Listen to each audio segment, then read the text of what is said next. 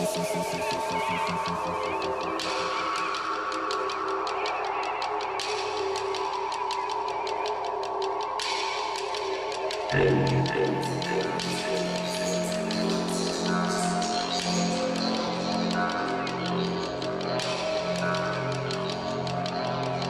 part of Australian history and it represents so many similar townships that are in a state of decay.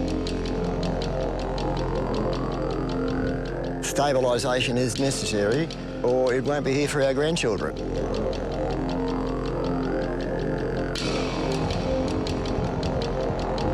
When you first arrive here, you see the gibber plane, the stones, and you look at the houses and you really think, how did they manage to cope? How did they adapt to this extreme environment?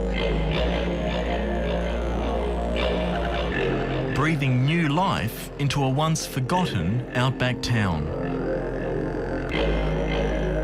In very many senses, it is the town that time forgot. Everyone just said, what are you doing this for? And then a week later they're saying, yeah, no, this is good.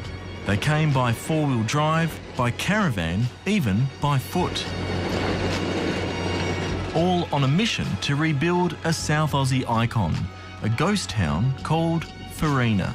Visitors who have arrived here with no intention other than looking have been caught up in the emotion of what we're doing and they've joined our team. It's sort of selling Australia in a way, I guess. Some were experts in the field. We've done a few ruins all over the place in some really interesting spots. Others had no skills to offer apart from their unwavering enthusiasm. Nice to learn something new and contribute to the project. I've got the mud bucket and I've got the water bucket and the trowel. And this is called a hawk, but I can't cope with that, so I'll put it down. Giving that the flick. And spearheading this unlikely project, a retiree come town restorer, Tom Harding, who doesn't even hail from SA. What's a Victorian doing here right in the middle of the South Australian Outback? We love it. We haven't got it in Victoria in the same scale. And it's different, it's vast. And we've come to probably appreciate it more than maybe South Australians. Tom first stumbled on Farina during his days as a tour guide for grey nomads. At the time, it sat as a ghostly reminder of the past amongst station country. Some people must be asking you, what on earth brought you to Farina? I know, over the years, people say, why come here? But probably one of the things, because we love the area and the people that live around the area. Kevin Dawes and his wife are the only permanent residents around here.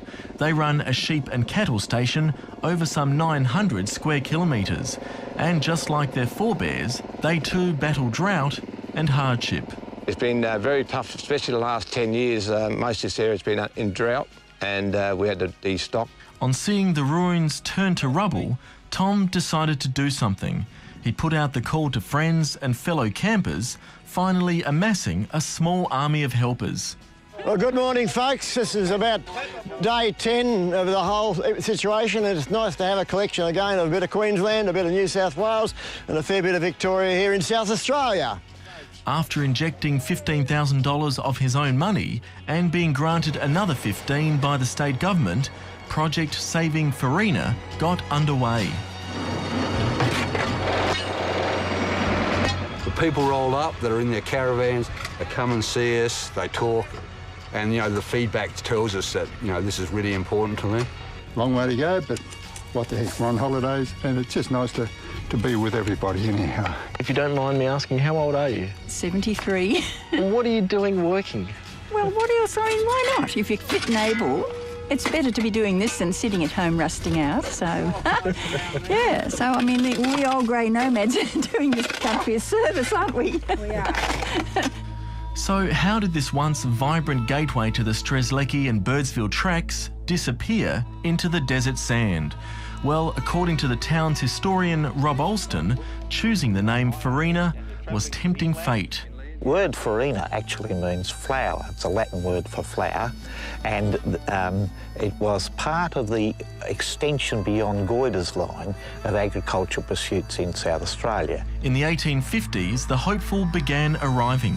encouraged by successive years of generous rains.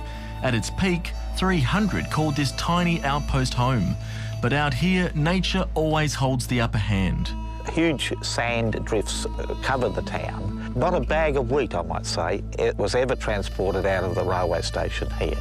The town struggled on as a whistle stop on the old Ghan Railway. So with no rainfall, what did they do? Well, they had to have their own storages, such as you see here for the transcontinental, but much of the water came by train from down south, from places like Beltana, where at one stage they were charging 10 shillings for 100 gallons, which the locals thought was outrageous. But when the line was rerouted, the town virtually ceased to exist. Until now. Unearthing Farina's past and its people is no mean feat, but some answers are easily found right here at the local cemetery.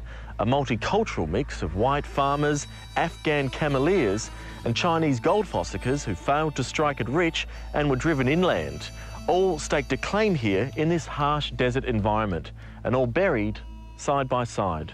And now they're in the company of a new generation of pioneers, bringing the past back to life. There's the police station, the underground bakery, a bush hospital, even a house of ill repute. It's a fascinating time. We're enchanted with the town, and we do hope to have in ensuing years a Farina Day, when cricket will be played on the oval, bread will be baked in the oven, and perhaps a few ales pulled in the hotel. This ghost town that it was called, this ruin as it is marked on most maps, we are going to see change. Now, as Farina rises from the ruins, more people will wander into this historic town and perhaps pause a while to appreciate what those first settlers dreamt of. We observe your passion. You know jolly well I share your passion, and that passion I can see it's being spread around a long way. And you're going to have yourself a lot of support for a long time out of this group.